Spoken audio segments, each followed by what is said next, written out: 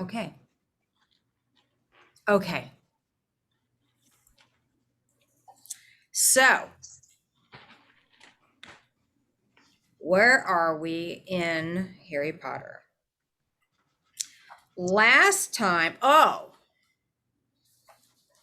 remember last time Aunt Marge made a big mistake? It was all rude and mean to Harry Potter. Wow. I just got the spam. Okay. Let me turn this down. All right, start over. All right, so last time we were around, Aunt Marge was being a big duty, and Harry Potter couldn't even contain himself, and he like blew her up like a Macy's Thanksgiving Day balloon, and now he's worried because he's afraid that they'll report him for doing magic outside of Hogwarts, right? Oh, and then at the end, you guys remember at the end, he said, I'm going, I've had enough. And the next moment, he was out in the dark, quiet street, heaving his heavy trunk behind him, Hedwig's cage under his arm. So he just took his owl and left. So the last time we saw Harry Potter, he left with his owl, just hit the street, said, I'm not taking it anymore. So here we are, chapter 3, the night bus. Alden's coming back. The night bus with a KN, like a knight in shining armor. Hold on, Alden's coming back in. Alden, I see you trying to come in. Okay, I can unmute you now. Alden 1B, you guys there? I can see that you're here. I'm muting you again. Here we go. The night bus with a KN. Harry was several streets away before he collapsed into a low wall in Magnolia Crescent, panting from the effort of dragging his trunk. He sat quite still, anger still surging through him, listening to the frantic thumping of his heart. But after 10 minutes alone in the dark street, a new emotion overtook him: panic. Whichever way he looked at it, he had never been in a worse fix. He was stranded, quite alone, in the dark muggle world, with absolutely nowhere to go. And the worst of it was he had just done some serious magic, which meant he was almost certainly expelled from Hogwarts. He had broken the decree for the restriction of underage wizardry so badly. He was surprised Ministry of Magic representatives weren't swooping down on him where he sat. Because remember when he turned Aunt Marge into a Macy's Thanksgiving Day balloon, that was magic and he wasn't supposed to do that. Harry shivered and looked up and down Magnolia Crescent. What was going to happen to him? Would he be arrested, or would he simply be outlawed from the wizarding world? He thought of Ron and Hermione, and his heart sank even lower. Harry was sure that, criminal or not, Ron and Hermione would want to help him now. But they were both abroad, and with Hedwig gone, he had no means of contacting them. He didn't have any muggle money either. There was a little wizard gold in the money bag at the bottom of his trunk, but the rest of the fortune his parents had left him was stored in a vault at Gringotts Wizarding Bank in London. He'd never be able to drag his trunk all the way to London unless... He looked down at his wand, which he was still clutching in his hand. If he was already expelled, his heart was now thumping painfully fast. A bit more magic hurt. He had the invisibility cloak he had inherited from his father. What if he bewitched the trunk to make it feather-light, tied it to his broomstick, covered himself in the cloak, and flew to London? Then he could get the rest of his money out of his vault and begin his life as an outcast. It was a horrible prospect, but he couldn't sit on this wall forever, or he'd find himself trying to explain to Muggle police why he was out in the dead of night with a trunk full of spell books and a broomstick. Harry opened his trunk again and pushed the contents aside, looking for the invisibility cloak. But before he had found it, he straightened up suddenly, looking around him once more. A funny prickling on the back of his neck had made Harry feel he was being watched. But the street appeared to be deserted, and no lights shone from any of the large square houses. He bent over his trunk again, but almost immediately stood up once more, his hand clenched on the wand. He had sensed, rather than heard it, someone or something was standing in the narrow gap between the garage and the fence behind him. Harry squinted at the black alleyway. If only it would move. Then he'd know whether it was just a stray cat or something else. Lumos, Harry muttered, and a light appeared at the end of his wand, almost dazzling him. He held it high over his head, and the pebble-dashed walls of number 2 suddenly sparkled. The garage door gleamed, and between them, Harry saw quite distinctly the hulking outline of something very big with wide, gleaming eyes. Harry stepped backwards. His legs hit his trunk and he tripped.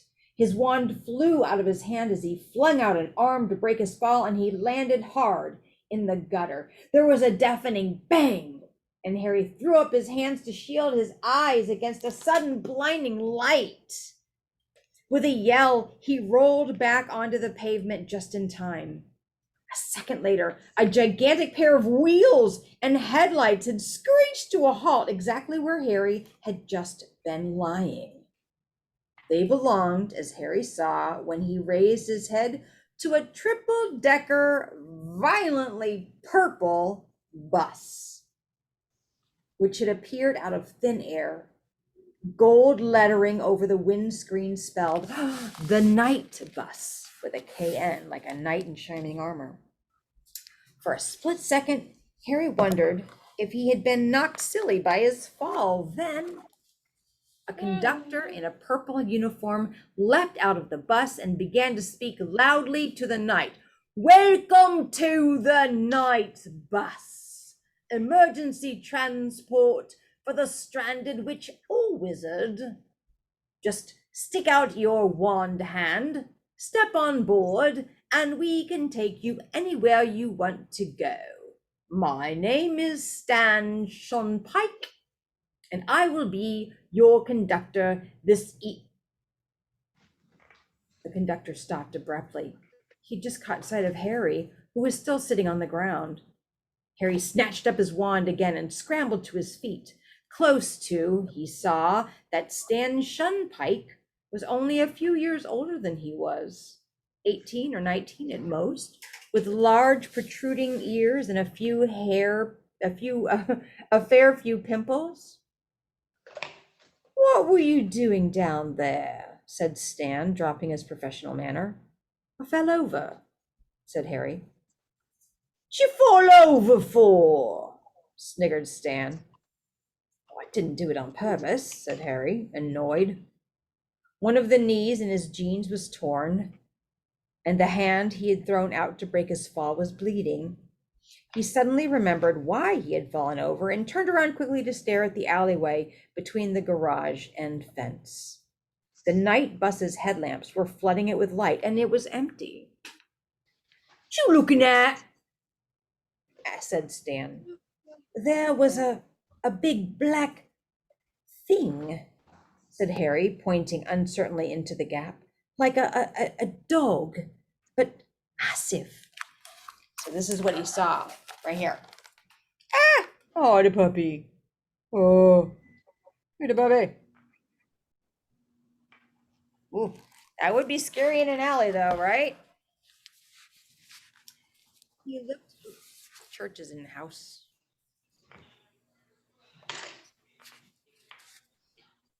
He looked around at Stan, whose mouth was slightly open. With a feeling of unease, Harry saw Stan's eyes move to the scar on Harry's forehead.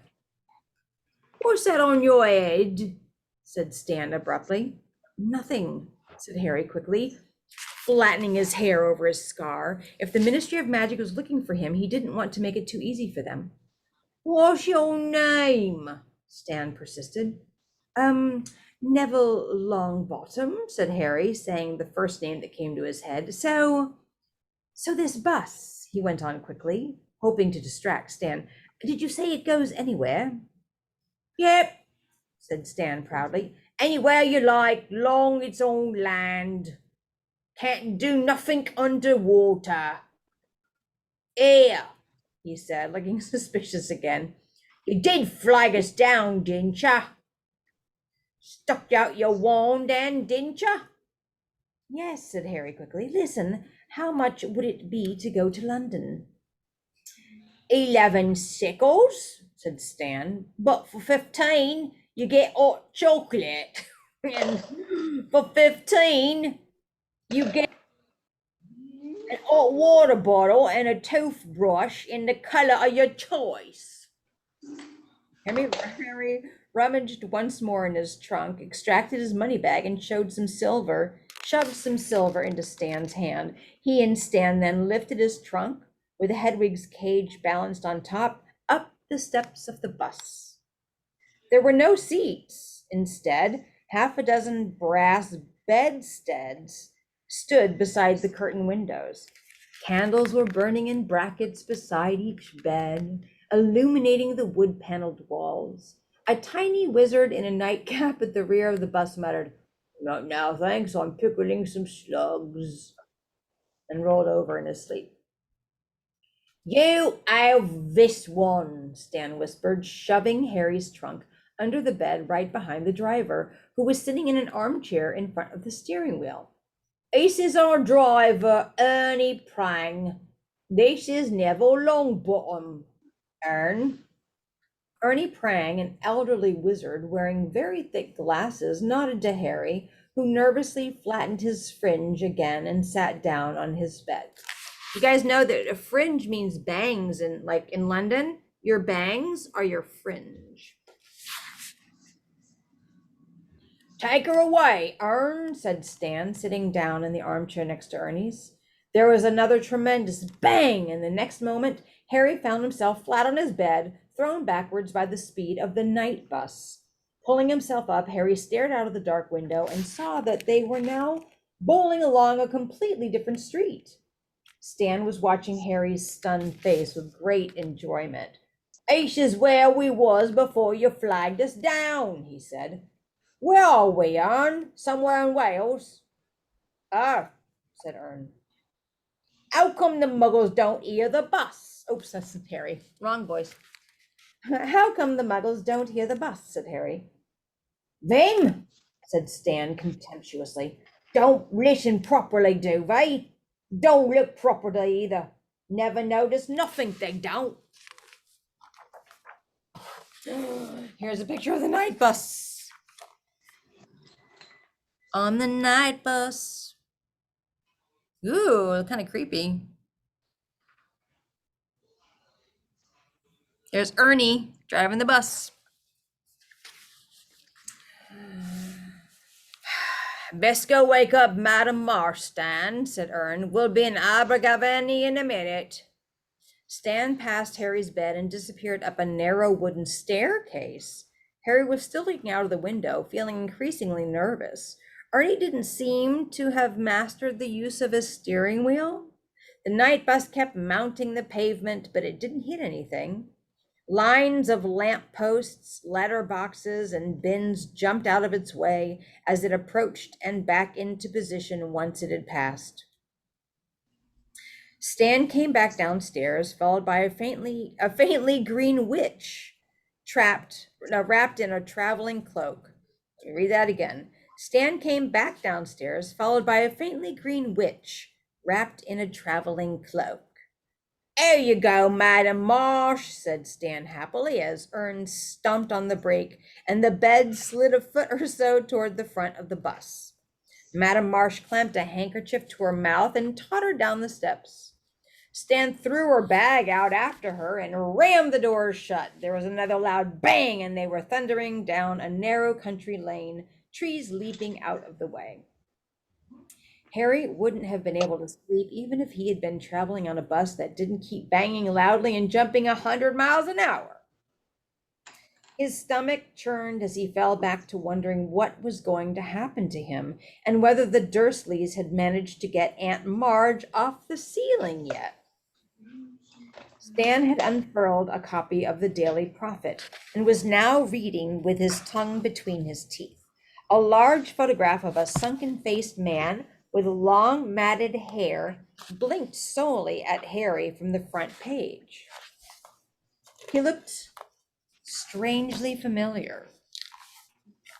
"That man," Harry said, forgetting his troubles for a moment. "He was on the Muggles news." Stanley turned to the front page and chuckled. "Oh, Sirius Black," he said, nodding. "Course he was on the Muggle news, Neville. Where you been?" He gave a superior sort of chuckle at the blank look on Harry's face, removed the front page and handed it to Harry. "You'll read the papers more, Neville." Harry held the paper up to the candlelight and read, "Black still at large. Sirius Black, possibly the most infamous prisoner ever to be held in Azkaban fortress, is still eluding capture, the Ministry of Magic confirmed today. We are all doing what we can to recapture Black," said the Minister for Magic, Cornelius Fudge, this morning, "and we beg the magical community to remain calm." Fudge has been criticized by some members of the International Federation of Warlocks for informing the Muggle Prime Minister of the crisis. "Well, I really had to, don't you know," said an irritable Fudge. "Black is mad. He's a danger to anyone who crosses him, magic or Muggle. I have the Prime Minister's assurance that he will not breathe a word of Black's true identity to anyone. And let's face it, who'd believe him if he did?" While Muggles have been told that Black is carrying a gun, a kind of metal wand which Muggles use to kill each other, the magical community lives in fear of a massacre like that of 12 years ago, when Black murdered 13 people with a single curse. Harry looked into the shadowed eyes of Sirius Black, the only part of the sunken face that seemed alive. Harry had never met a vampire, but he had seen pictures of them in his Defense Against Dark Arts classes, and Black, with his waxy white skin, looked just like a vampire. "Scary looking thing, isn't he?" said Stan, who had been watching Harry read. "He murdered 13 people," said Harry, handing the page back to Stan, "with one curse." "Yep," said Stan, "in front of witnesses and all. Broad daylight. Big trouble it caused, didn't it, Ern?" "Ah," said Ernie darkly. Stan swiveled in his armchair, his hands on the back, the better to look at Harry.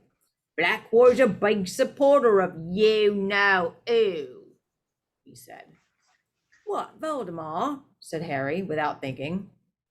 Even Stan's pimples went white. Ern jerked the steering wheel so hard that a whole farmhouse had to jump aside to avoid the bus. "You out of your tree!" yelled Stan.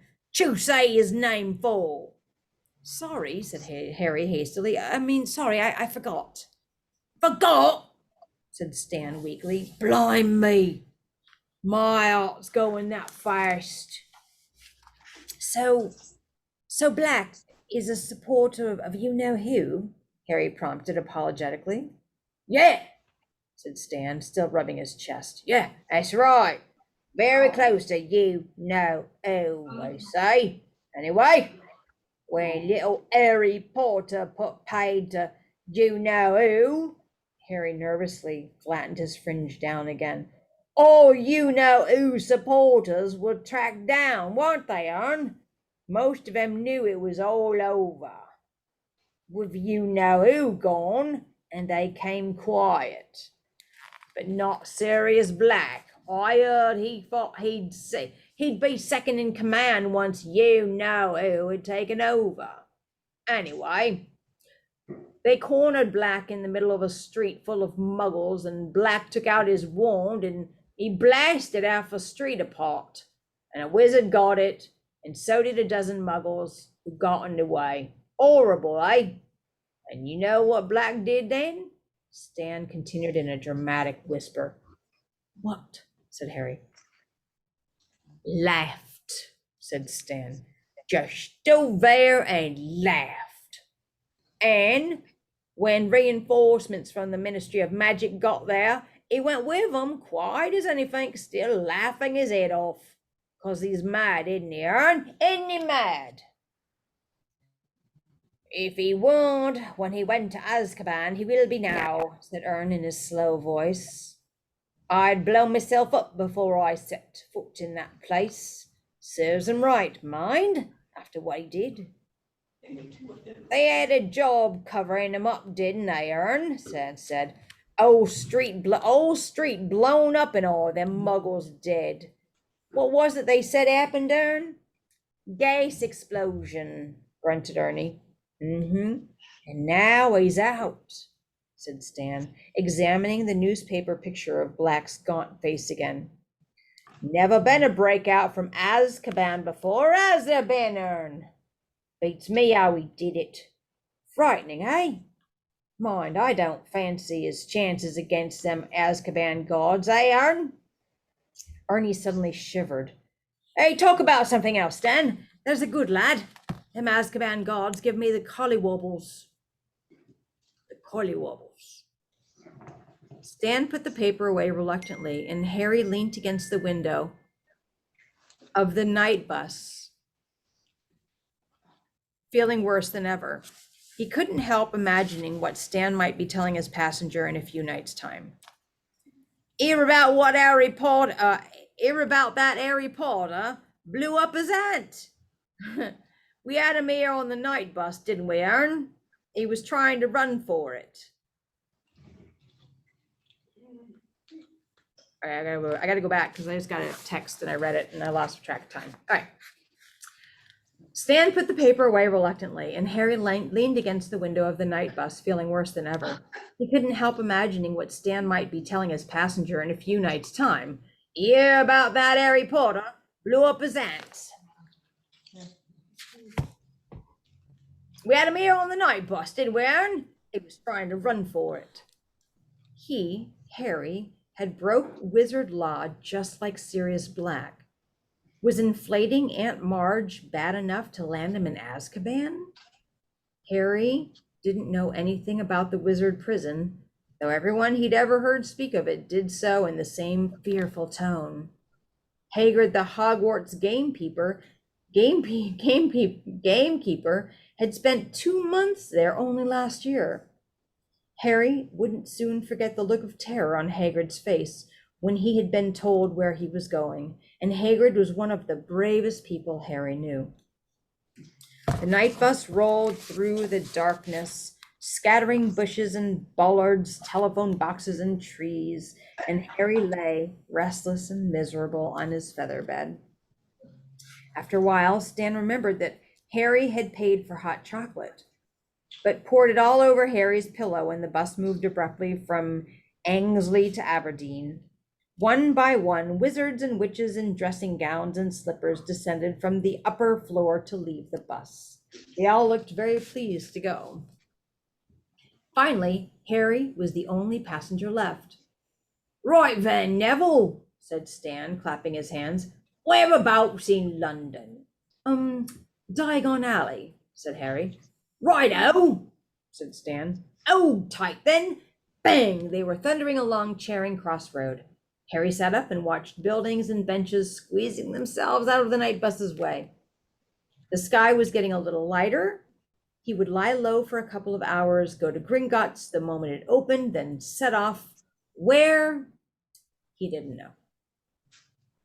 Ern slammed on the brakes, and the night bus skidded to a halt in front of a small and shabby-looking pub, the Leaky Cauldron, behind which lay the magical entrance to Diagon Alley.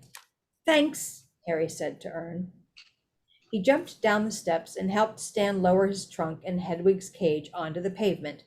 "Well," said Harry, "bye then." But Stan wasn't paying attention. Still standing in the doorway to the bus, he was goggling at the shadowy entrance to the Leaky Cauldron. "There you are, Harry," said a voice. Before Harry could turn, he felt a hand on his shoulder. At the same time, Stan shouted, "Blimey! Ern, come here! Come here!" Harry looked up at the owner of the hand on his shoulder and felt a bucket full of ice cascade into his stomach. He had walked right into Cornelius Fudge, the Minister of Magic himself. Stan leapt onto the pavement beside them. "What did you call Neville, Minister?" he said excitedly. Fudge, a portly little man in a long pinstriped cloak, looked cold and exhausted. "Neville?" he repeated, frowning. "This is Harry Potter." "I knew it!" Stan shouted gleefully. Ern, guess who Neville is, Aaron? Harry Potter! I can see his scar!" "Yes," said Fudge testily. "Well, I'm very glad the night bus picked Harry up, but he and I need to step inside the Leaky Cauldron now." Fudge increased the pressure on Harry's shoulder, and Harry found himself being steered into the pub. A stooping figure bearing a lantern appeared through the door behind the bar. It was Tom, the wizened, toothless landlord. "You've got a minute there," said Tom. "Will you be wanting anything? Beer? Brandy?" Perhaps a pot of tea," said Fudge, who still hadn't let go of Harry. There was a loud scraping and puffing from behind them, and Stan and Ern appeared, carrying Harry's trunk and Hedwig's cage, and looking around excitedly. "How come you didn't tell us who you are, eh, Neville?" said Stan, beaming at Harry, while Ernie's owlish face peered interestedly over Stan's shoulder. "And a private parlor, please, Tom," said Fudge pointedly. "Bye," Harry said miserably to Stan and Ern, as Tom beckoned Fudge towards the passage that led from the bar. "Bye, Neville," said Stan. Fudge marched Harry along the narrow passage after Tom's lantern, and then into a small parlor. Tom clicked his fingers, a fire burst into life in the grate, and he bowed himself out. "Sit down, Harry," said Fudge, indicating a chair by the fire.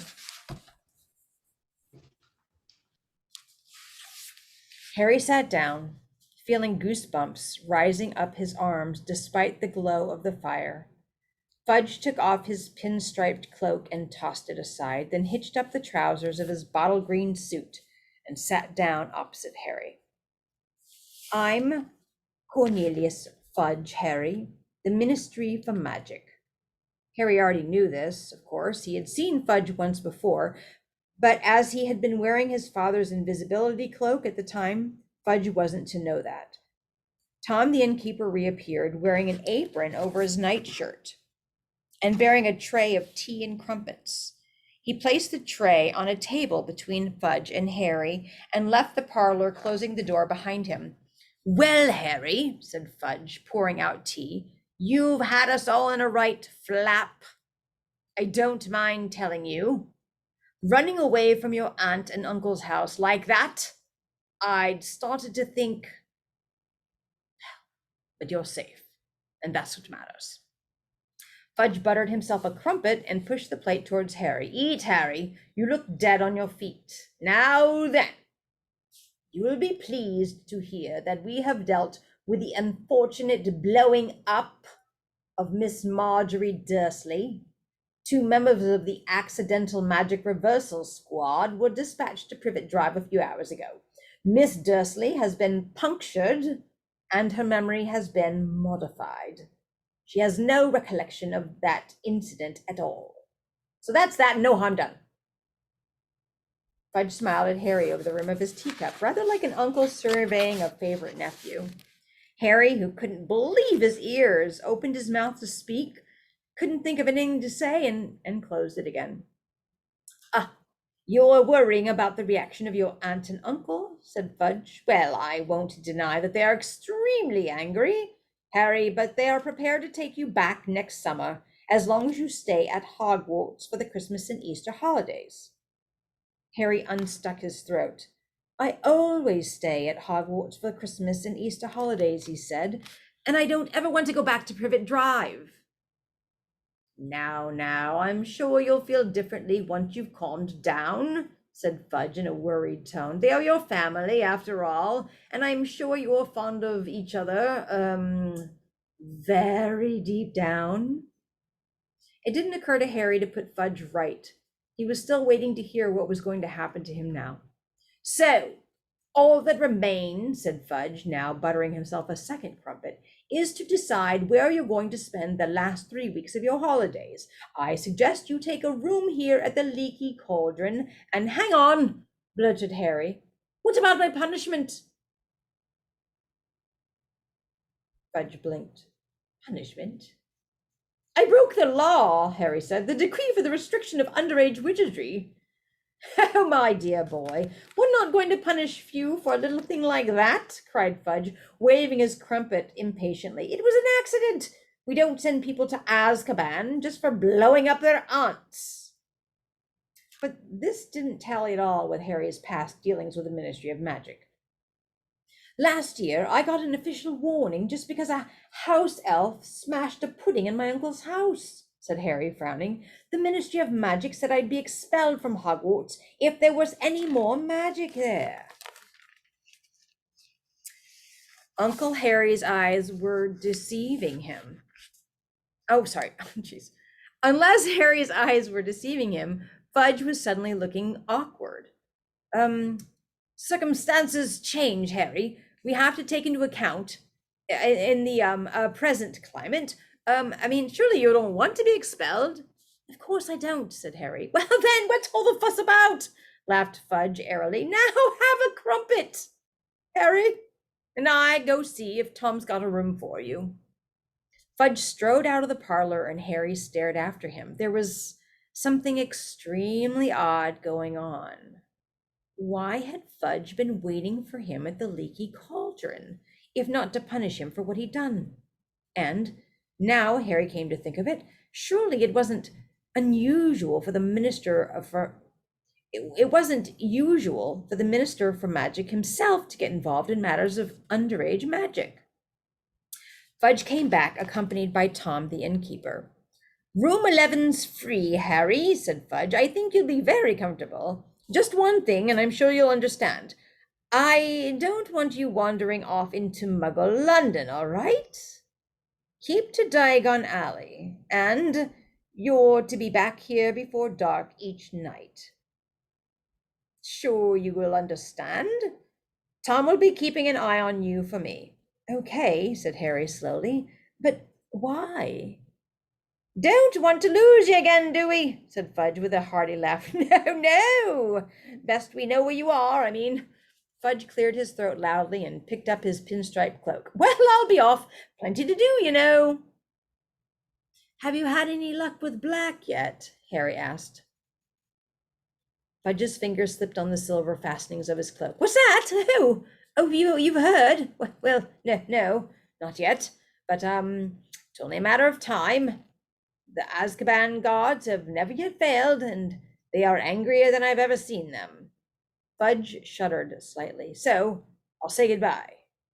He held out his hand, and Harry, shaking it, had a sudden idea. Minister, can I ask you something? Certainly, smiled Fudge.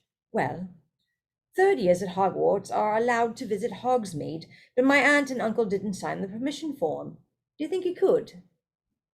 Fudge was looking uncomfortable. He said, No, I'm very sorry, Harry, but as I'm not your parent or guardian. But you're the Minister of Magic, said Harry eagerly. If you give me permission. No! I'm sorry, Harry, but rules are rules, said Fudge flatly. Perhaps you'll be able to visit Hogsmeade next year. In fact, I think it best if you don't. Yes, well, I'll be off. Enjoy your stay, Harry. And with a last smile and shake of Harry's hand, Fudge left the room. Tom now moved forward, beaming at Harry. If you'll follow me, Mr. Potter, he said, I've already taken your things up. Harry followed Tom up a handsome wooden staircase to a door with a brass number 11 on it, which Tom unlocked and opened for him.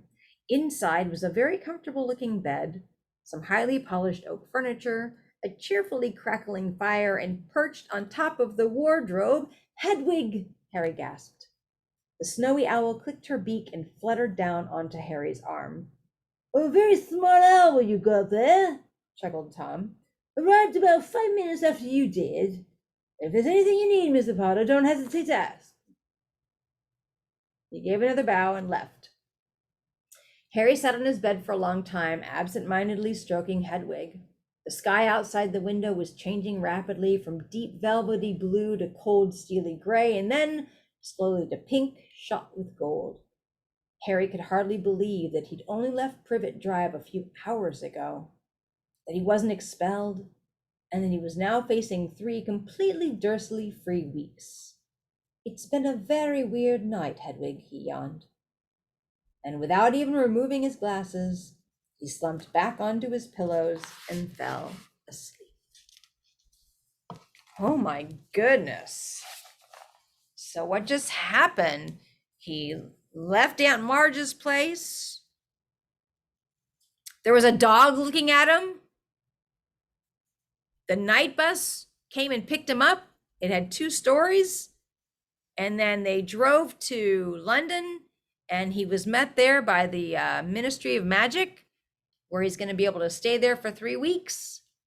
So a lot happened, but he didn't get in trouble. That's good. All right, let me stop recording this.